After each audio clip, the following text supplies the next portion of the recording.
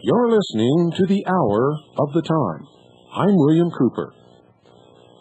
Ladies and gentlemen, just recently, on September the 25th, 1995, this last Monday to be exact, John McGaw, the director of the Bureau of Alcohol, Tobacco, and Firearms, appeared before the National Press Club in Washington, D.C. What he said will astound you.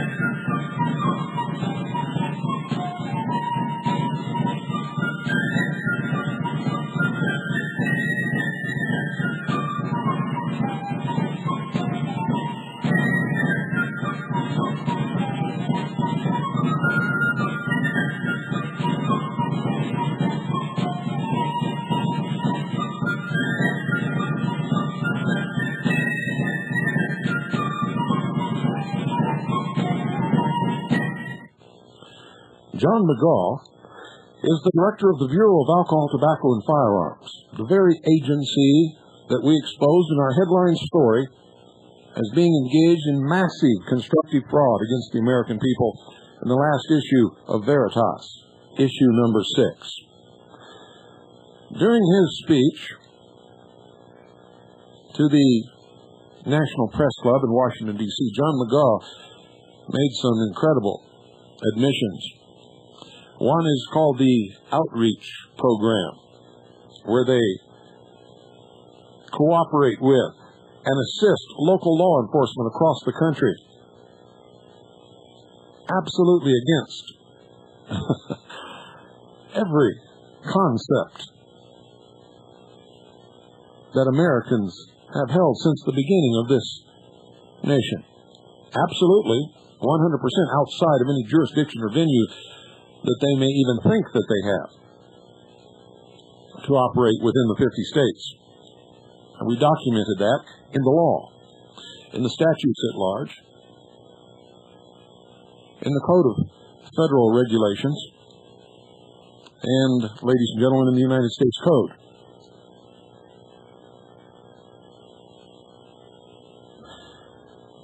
Now, this program is going to re-air on Saturday, September the 30th, 1995 at 5 p.m. Central Daylight Time. That's 5 p.m. Central Daylight Time. Now, in case you don't know how to tell what time it is where you're at, on the East Coast, that would be 6 p.m. Eastern Daylight Time. That would be 4 p.m. Mountain Daylight Time and 3 p.m. Pacific Daylight Time. That's this Saturday, tomorrow, as a matter of fact, the 30th of September, Saturday, at 3 Pacific, 4 Mountain, 5 Central, and 6 Eastern Daylight Time. The main part of his speech is going to be about the alcohol, tobacco, and firearms cooperation with and assistance to local law enforcement across the country. Also, lots of stuff about Waco and the Oklahoma City bombing, especially in the question and answer section after he finishes with his speech. You should all record this. It is extremely interesting, and there's one major admission that you're going to hear tonight. In fact, you're going to hear it over and over again tonight, so that through all the baloney out there on shortwave, you'll get at least one good recording of it. It is important that you do this. One of the questions asked was, quote, did the hearings about the militias serve any useful purpose, and should militia members have been given a forum, end quote. John McGaw, the director of the Bureau of Alcohol, Tobacco, and Firearms, replied, and I quote, well, I believe they do serve a useful purpose, and I was kind of hoping we could have one every week because of some of the muck, some of the things they say that would inform the public and that would help us better than anything else, end quote. And later in the same question and answer section, this question was asked, quote, has the influence of militia members in this country been overplayed, or are militias a powerful citizen's voice, end quote. John McGaw, the director of the Bureau of Alcohol, Tobacco, and Firearms, answered thusly, quote, well, I think militias can be a powerful citizen's voice. I think in the past, in some of the training that they do, some of the kinds of things that they have been known for in the past can be very constructive. When they cross that line, and when they stockpile weapons, they stockpile explosives, they experiment with bombs, those kinds of things, then that crosses the line.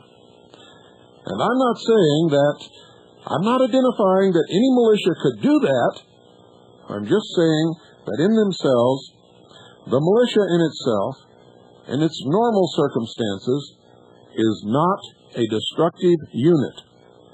It's what its members do. In fact, many years ago, they defended this very republic. They're not needed now, though. We have the National Guard.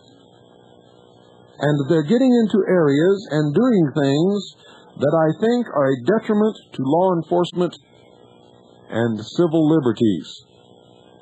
End quote.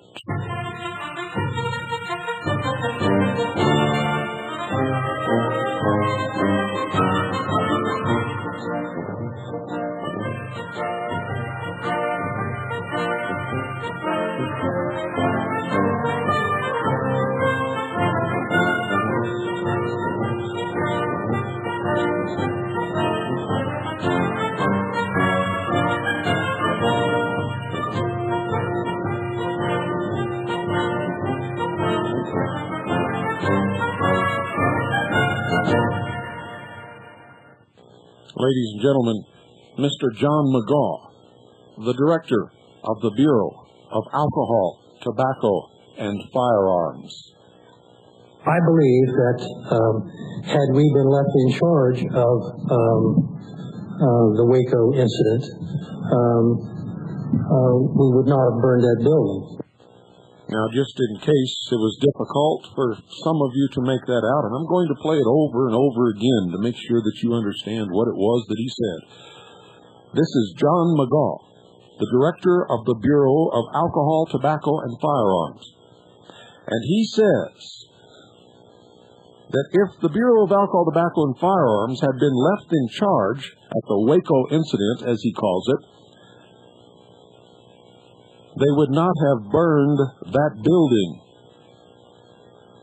Not referring to the Branch Davidians, but referring to himself, his agency, which means, ladies and gentlemen, what he is telling us is that the FBI, the Federal Bureau of Investigation, burned the building known as the Church of the Branch Davidians, or as the Branch Davidians called it, Mount Carmel. Listen to it again. This is John McGaw, the director of the Bureau of the Alcohol, Tobacco, and Firearms. I believe that had we been left in charge of the Waco incident, we would not have burned that building. Very clearly, ladies and gentlemen, John McGaw, the director of the Bureau of Alcohol, Tobacco, and Firearms, said this, and I quote, "If we had been left in charge of the Waco incident, we would not have burned that building." End quote. This is an incredible admission that the government burned the building known as Mount Carmel. It is an admission that what we have told you happened all along is exactly what did happen. And folks, if it wasn't true, the night that I announced that if we did not stop what was going on in Waco, Texas, during the Waco siege, they were going to murder all of those people known as the Branch Davidians, they would never have burned down the radio station. WWCR was burned down that very night after I made that statement. Listen to John McGaw, the director of the Bureau of Alcohol, Tobacco, and Firearms, again. And listen carefully and make sure that you're recording this, ladies and gentlemen, and make sure that you don't miss the rebroadcast of his speech tomorrow on C-SPAN. The speech by John McGaw, the director of the Bureau of Alcohol, Tobacco, and Firearms, before the National Press Club, which originally took place Monday, September 25th, 1995, will re-air tomorrow, Saturday, September the 30th, 1995, at 3 Pacific, 4 Mountain, 5 p.m. Central, and 6 Eastern Daylight Time, where he says this, where he makes this incredible statement. I believe that had we been left in charge of the Waco incident, we would not have burned that building. I hope, ladies and gentlemen, that you understand what you're listening to. I hope that you're not one of those people who, in light of everything that's been presented to you over the years, are still going to slough this off as some kind of a mistake. Men like John McGaw do not make these kinds of mistakes, ladies and gentlemen. What he says is what he means. Freudian slip, maybe? Absolutely. No doubt about that. I am sure if he had it to do all over again, he would not have made such an incriminating admission. I believe that had we been left in charge of the Waco incident, we would not have burned that building. Still struggling to get a handle on exactly what it is that he is saying? It's very clear, ladies and gentlemen. He says, and I quote, "I believe that if we had been left in charge of the Waco incident, we would not have burned that building." End quote. Nothing could be more clear, or more devastating, or more incriminating.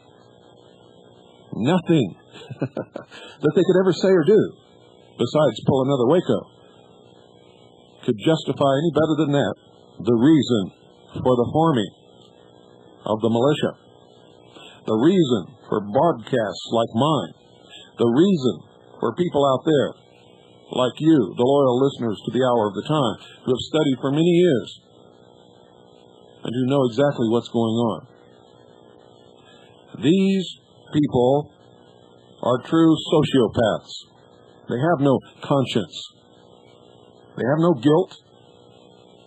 They believe that the end justifies the means, and they will do whatever is necessary to have their new world order, their one world totalitarian socialist government. They are the Nazis.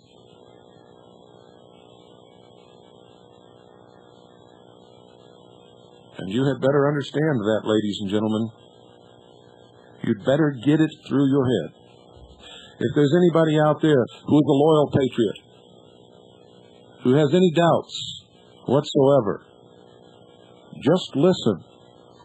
I believe that had we been left in charge of the Waco incident,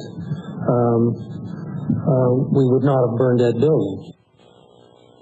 John McGaw, the director of the Bureau of Alcohol, Tobacco, and Firearms, has just made a liar out of a lot of people in government, and has just verified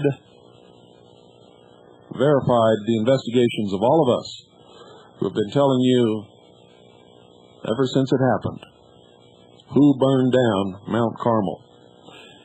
And it was not the Branch Davidians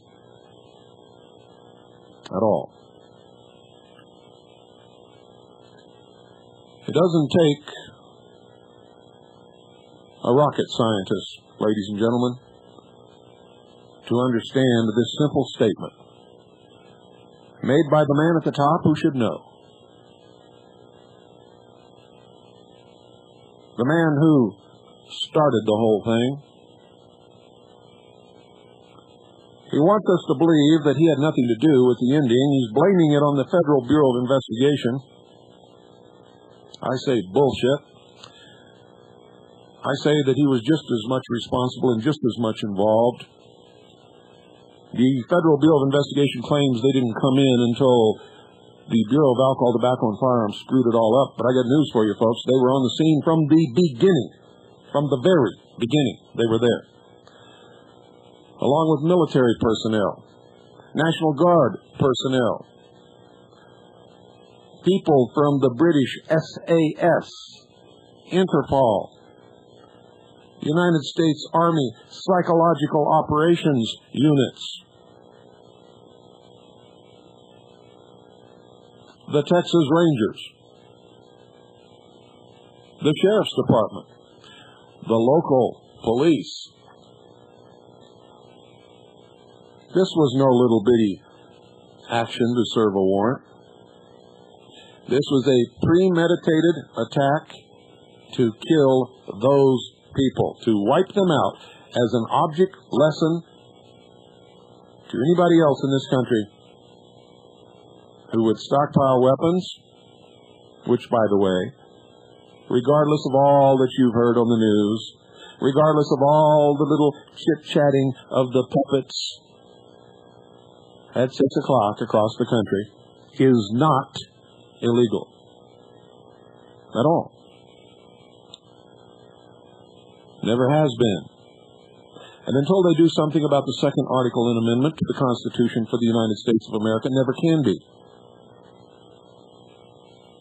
All gun laws are unconstitutional, illegal, and unlawful. I don't care who passed them, or what they say, or how they pretend to justify it. Until they handle the second article and amendment, they are all unconstitutional and therefore illegal and unlawful. The active clause in the second article amendment is the right of the people to keep and bear arms shall not be infringed. Now I ask you, Mr. John McGaw, Mr. Bill Clinton, Mr. Free, I don't know how you got a name like Free, since you're such a Nazi. I ask you all, what part of shall not be infringed do you not understand? What is it about the word people that so confuses you? Why is it that you cannot understand the word right?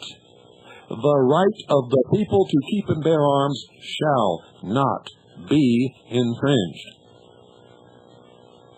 My daughter is 5 years old. She understands it perfectly. Why is it that grown men have so much trouble? Could it be that it's not their trouble that they're having understanding these words, but it is their agenda that gets in their way? Their agenda is total and absolute control over every single person upon the face of this earth. And to do that, they cannot allow anyone to possess firearms.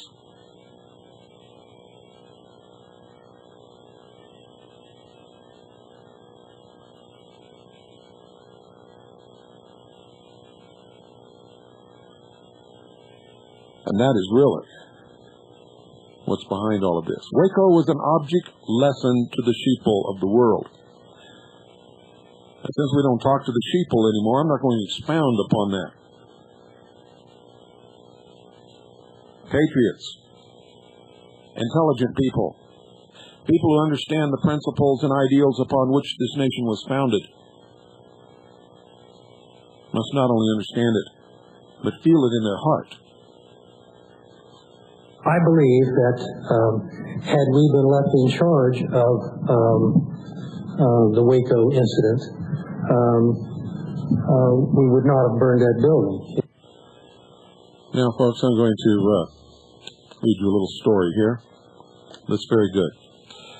It comes from Dave Delaney of Dave Delaney's Freedom House. And he puts out some pretty good stuff.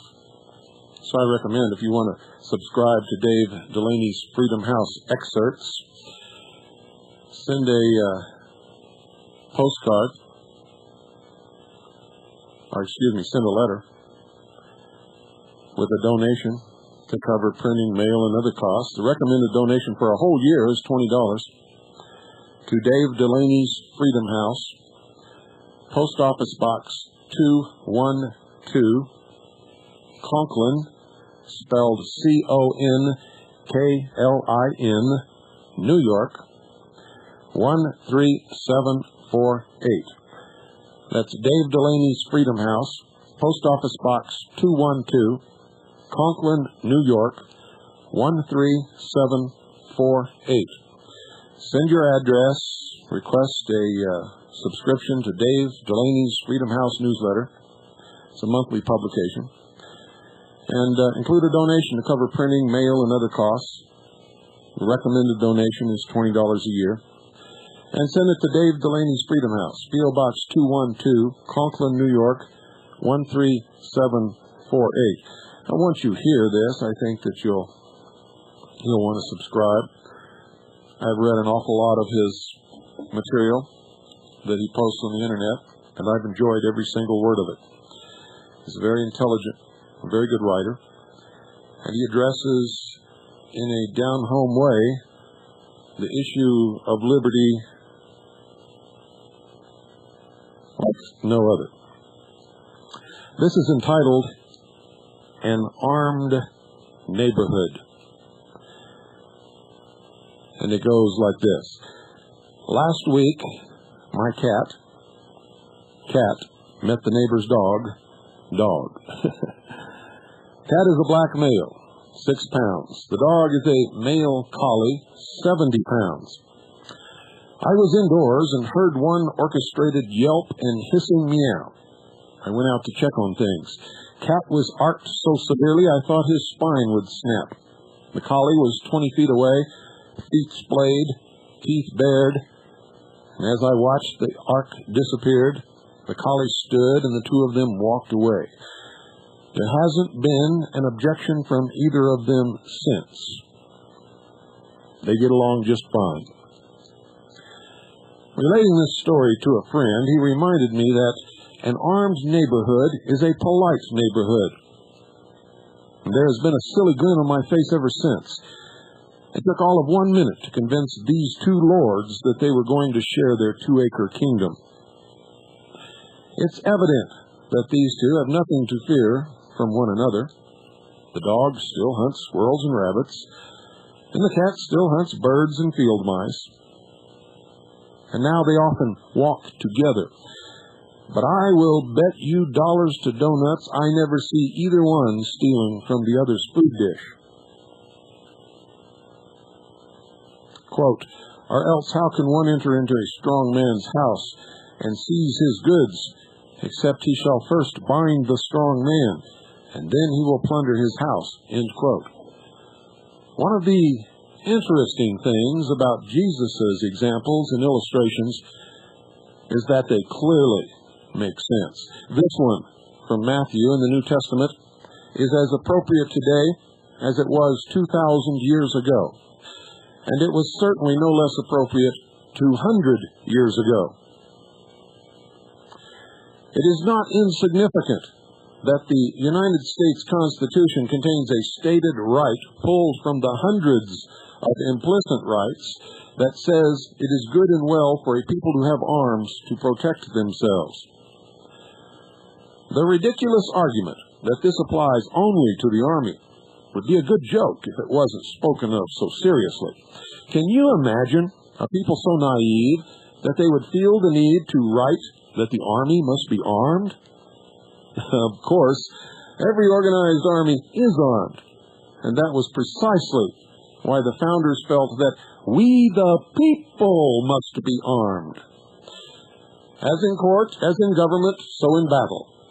The people must be the strongest defense and the final wall that evil must scale. It is the natural right of man. Quote, a well-regulated militia being necessary to the security of a free state, the right of the people to keep and bear arms shall not be infringed. End quote.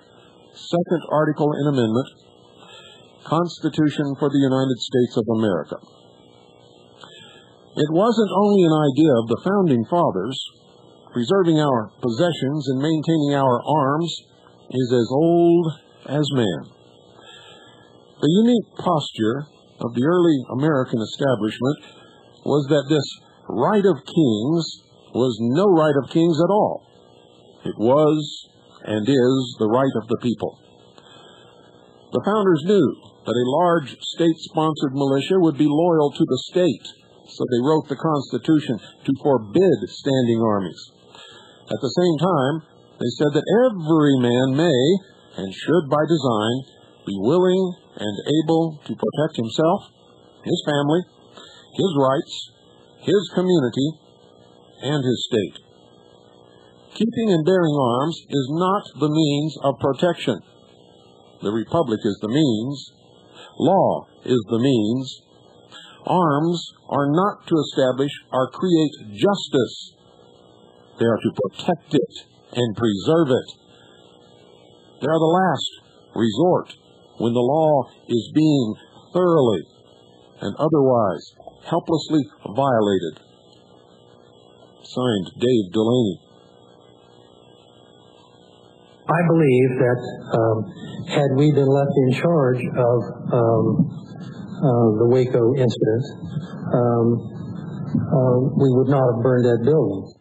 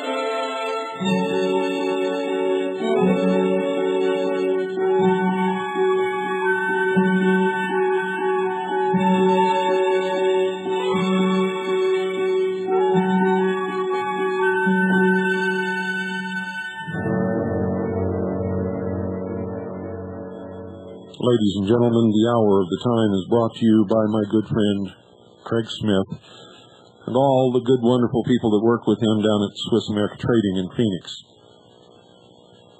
The only thing I don't like about Swiss America Trading is that it is in Phoenix, and in the summertime, well, the last time that we were down there, it was 120 degrees measured at Sky Harbor Airport. I actually think it was 121 or 122, but just to make sure, that I don't tell you a lie. I know that it was 120 degrees. No doubt whatsoever. That night in the hotel room, the power failed and nobody could sleep. Nobody could breathe, in fact. That's how hot it is at night. But never mind the heat. You see, the people that can't stand the heat get out of the kitchen, and I'm one of them. I don't live in Phoenix, but Craig and Gene Miller and all of those other people down there, Steve, Joanne, Craig's secretary, wonderful woman. They do. And they take care of our interests in the precious metal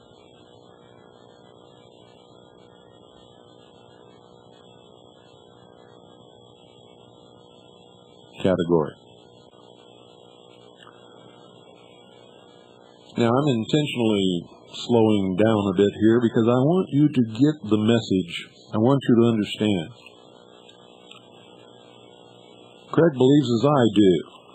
Somebody once called me and said, you told me once that Craig was a Christian, and I called up, and this guy that was talking to me is a Jewish guy. I said, so? He said, well, what's he doing in a Christian office? I said, what are you doing in a free country? Don't you understand liberty? Let me spell it for you. Capital L, that is. Should always spell liberty and freedom with capital F and capital L. Capital Liberty. Liberty. Yes, Craig's a Christian, but he's an American Christian. He understands the Constitution, the Bill of Rights. That's why he sponsors this broadcast. He understands my message. He understands what liberty truly means. Our forefathers created this nation to escape from persecution, ladies and gentlemen. They created real money for us to use so that we could not be enslaved as people were being enslaved in Europe with phony money, being destroyed with paper money.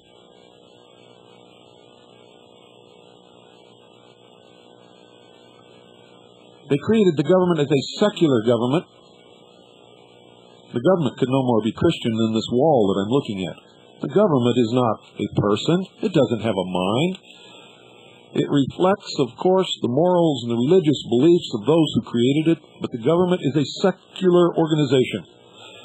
And they created it in that manner so that all peoples in this country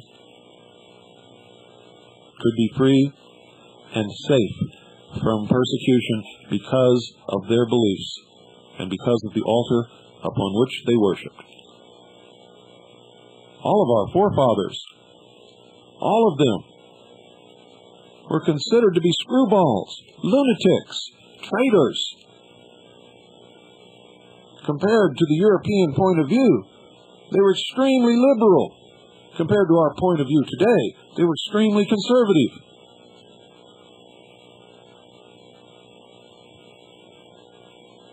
George Washington, Ben Franklin, Thomas Jefferson, all of them, ladies and gentlemen, were criminals, traitors. They were hunted by the crown.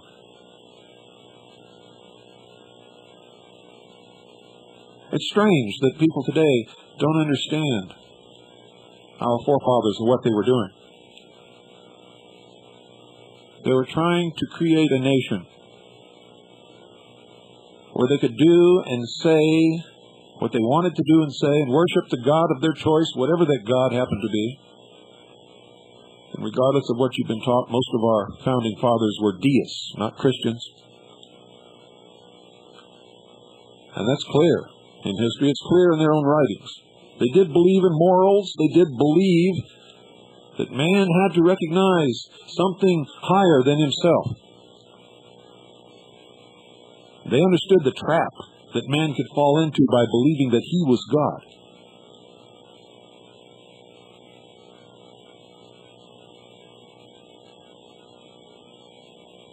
And so, yes, an awful lot of what they believed, and what the general population believed at that time, is reflected in the Constitution and in the government. But the government and the Constitution are not Christians.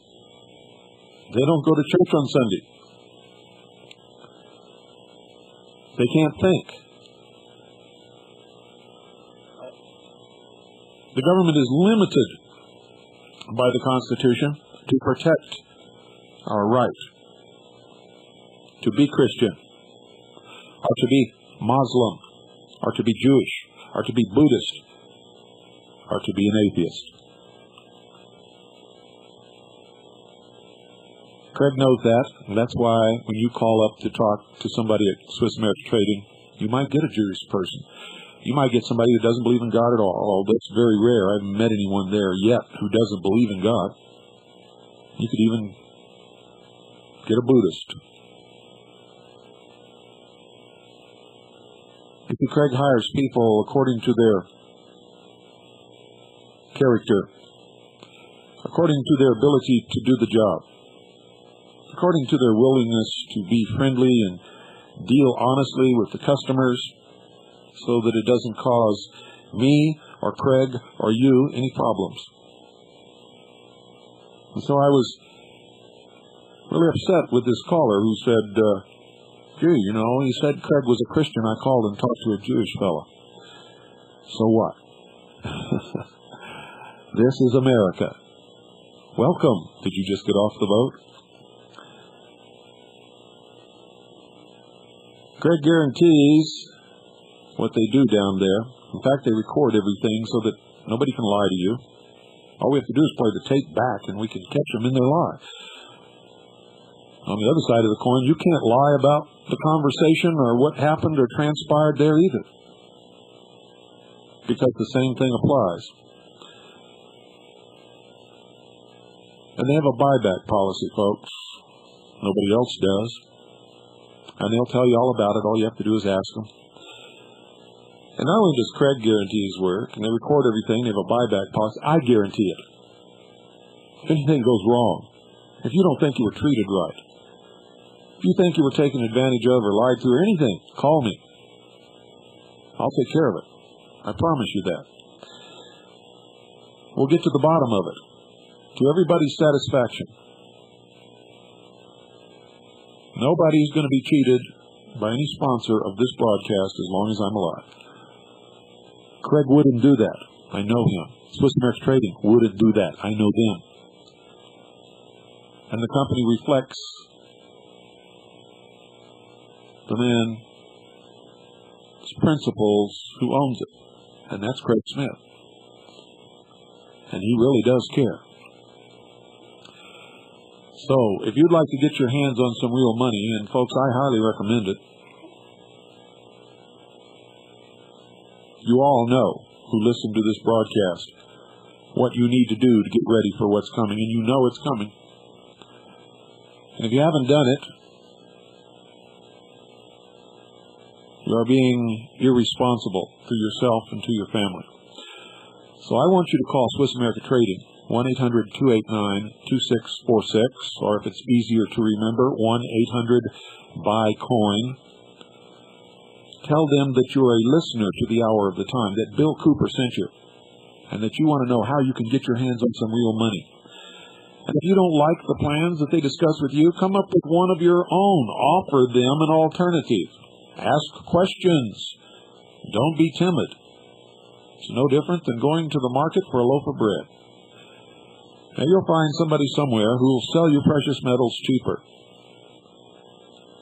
But they won't be as honest. They won't record everything. They won't give you a buyback policy. They won't guarantee your work. I won't guarantee their work. And you can't be absolutely sure that what you're getting is what has been represented.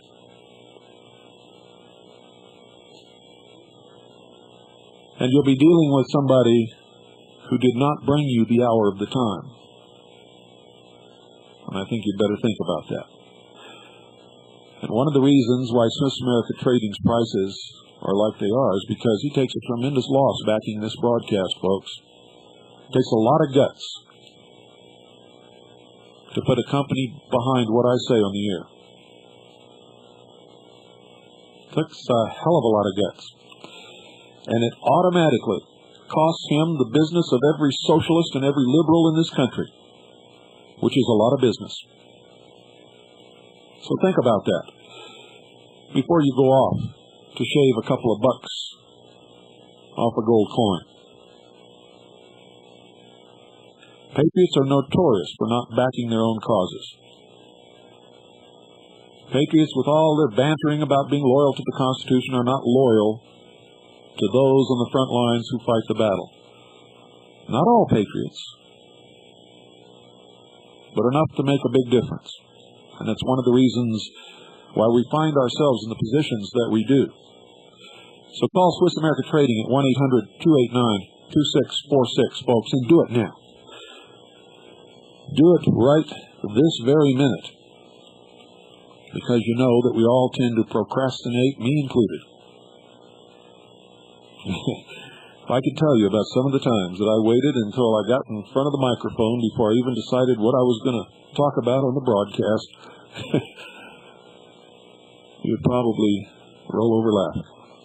1-800-289-2646. Do it now. You'll be glad that you did.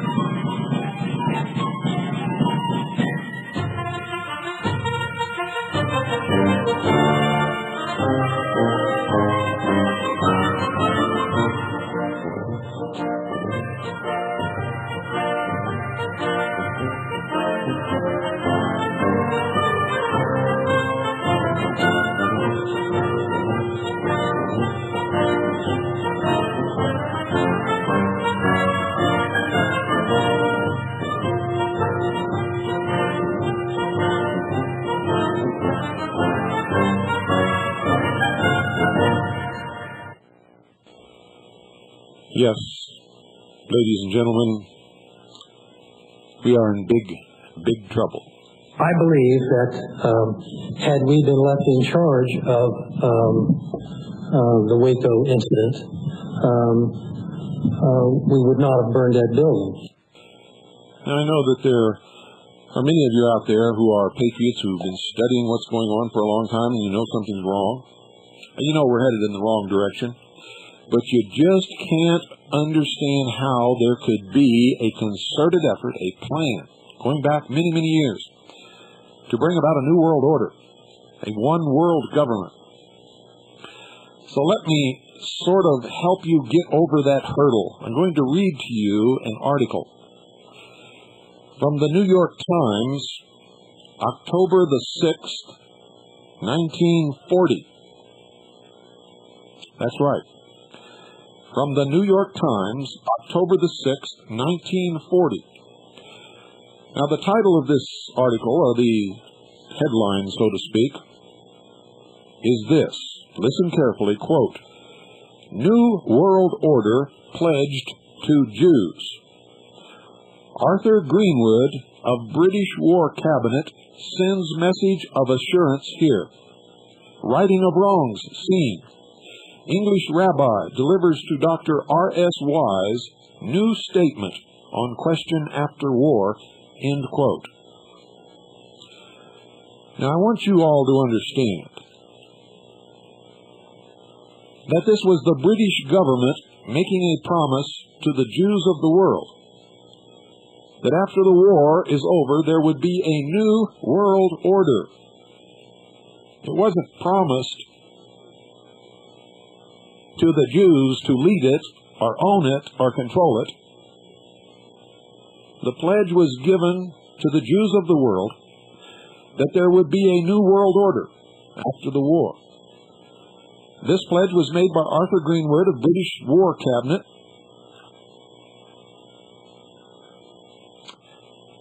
and the English rabbi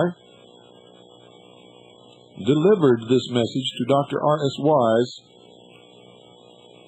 in the United States. And it was published in the New York Times, October the 6th, 1940, and I'm going to read it to you. I want you to listen very carefully so that you'll understand.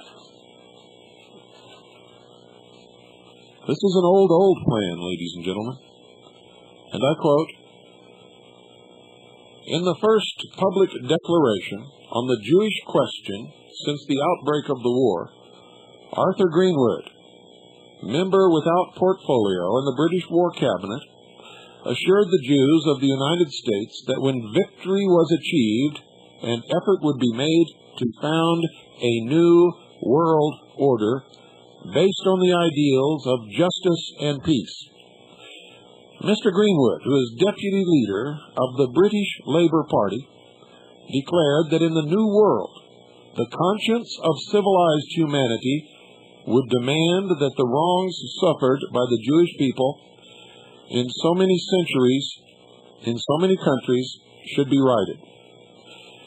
He added that after the war, an opportunity would be given to Jews everywhere to make a distinctive and constructive contribution in this rebuilding of the world.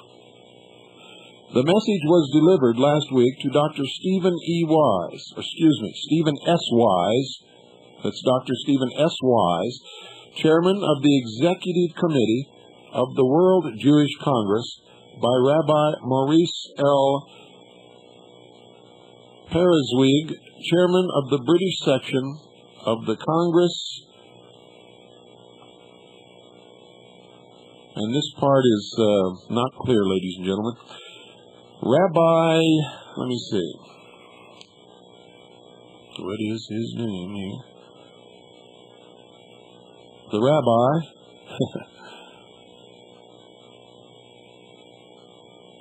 It's very difficult to read. The rabbi arrived from England Monday evening. Comparing the statement with the Balfour Declaration of 1917, Dr. Wise declared that in a sense it had wider and farther-reaching implications, as it dealt with the status of Jews throughout the world. He said that Mr. Greenwood's message could be interpreted as a statement of England's firm intention to help right the wrongs which Jews have suffered and continue to suffer today because of Hitler's disorder and lawlessness. Mr. Greenwood, sending the Jews of America a message of encouragement and warm good wishes, wrote, quote, "The tragic fate of the Jewish victims of Nazi tyranny has, as you know, filled us with a deep emotion. The speeches of responsible statesmen in Parliament and at the League of Nations during the last 7 years have reflected the horror with which the people of this country have viewed the Nazi relapse into barbarism. The British government sought again to secure some amelioration of the lot of persecuted Jewry, both in Germany itself and in the countries which were infected by the Nazi doctrine of racial hatred. And today the same sinister power which has trampled on its own defenseless minorities and by fraud and force has temporarily robbed many small peoples of their independence, has challenged the last stronghold of liberty in Europe. When we have achieved victory, as we assuredly shall, the nations will have the opportunity of establishing a, quote, new world order, end quote, based on the ideals of justice and peace. In such a world, it is our confident hope that the conscience of civilized humanity would demand that the wrongs suffered by the Jewish people in so many countries should be righted. In the rebuilding of civilized society after the war, there should and will be a real opportunity for Jews everywhere to make a distinctive and constructive contribution. And all men of goodwill must assuredly hope that in New Europe, the Jewish people, in whatever country they may live, will have freedom and full equality before the law with every other citizen. End quote. In an interview at the Hotel Astor, Rabbi Pereswig declared he was certain Mr. Greenwood speaks for England. There is a clear realization, he added, that freedom and emancipation for the Jewish people are tied up with the emancipation and freedom for people everywhere. The message, Rabbi Pereswig remarked, was the subject of earnest consideration by the British government. Quote, "This is a declaration in behalf of the whole world," he observed. Here the British government expresses clearly what it hopes will take place after the war is won. End quote. Now, ladies and gentlemen, let me tell you how clearly they perceived what would happen after the war was won. We have a map that was drawn up in New York in 1942. On this map, it clearly shows the partition of Europe and the world, in fact, post-war, exactly the way it happened. It also shows a new country in the Middle East, which on the map is not called Israel, but is called Hebrew land.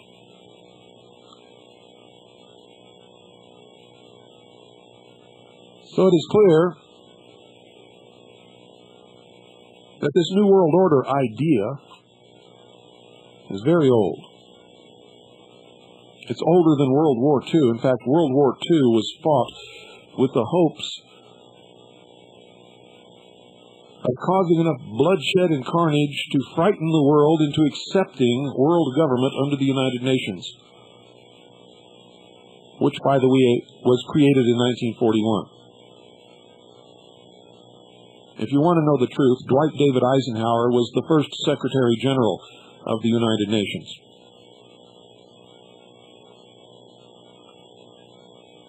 And all this will be coming out in my new book when it's published, soon I hope. I'm almost finished with it. And in the pages of Veritas. And those of you who have been listening to the Hour of the Time for the last 4 years, you've already heard most of it. And it's been documented by me and double-checked by thousands and maybe tens of thousands of you. Many of you trying and hoping to prove me wrong. And in the effort, you have become staunch allies and strong patriots. And you're able to talk to other people with proof in your hands. And that is absolutely necessary.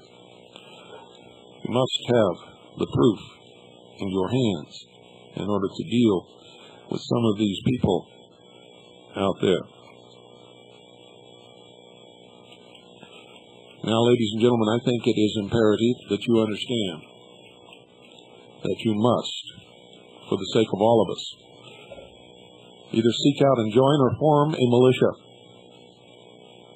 Arm yourselves and prepare yourselves and your family and your communities. For just as sure as I live, I believe that had we been left in charge of the Waco incident, we would not have burned that building. Good night, ladies and gentlemen, and God bless you all.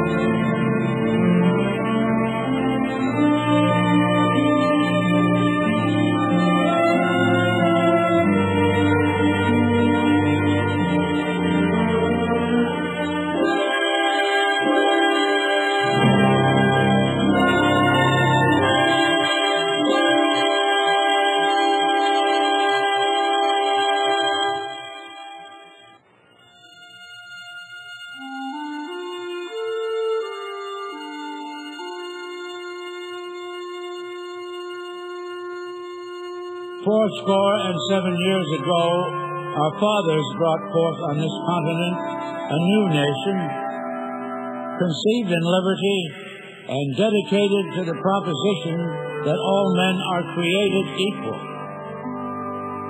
Now we are engaged in a great civil war, testing whether that nation or any nation so conceived and so dedicated can long endure. We are met on a great battlefield of that war.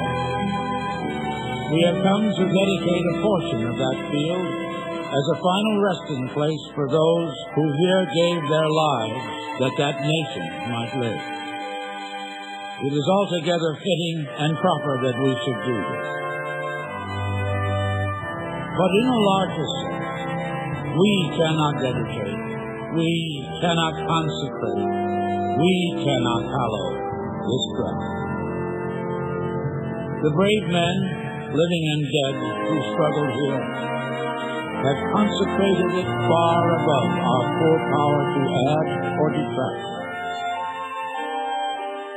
The world will little note nor long remember what we say here, but it can never forget what they did here. It is for us, the living, rather, to be dedicated here to the unfinished work which they who fought here have thus far so nobly advanced. It is rather for us to be here dedicated to the great task remaining before us, that from these honored dead we take increased devotion, that we here highly resolve that these dead shall not have died in vain, that this nation, under God, shall have a new birth of freedom, and that government of the people, by the people, for the people, shall not perish from the earth.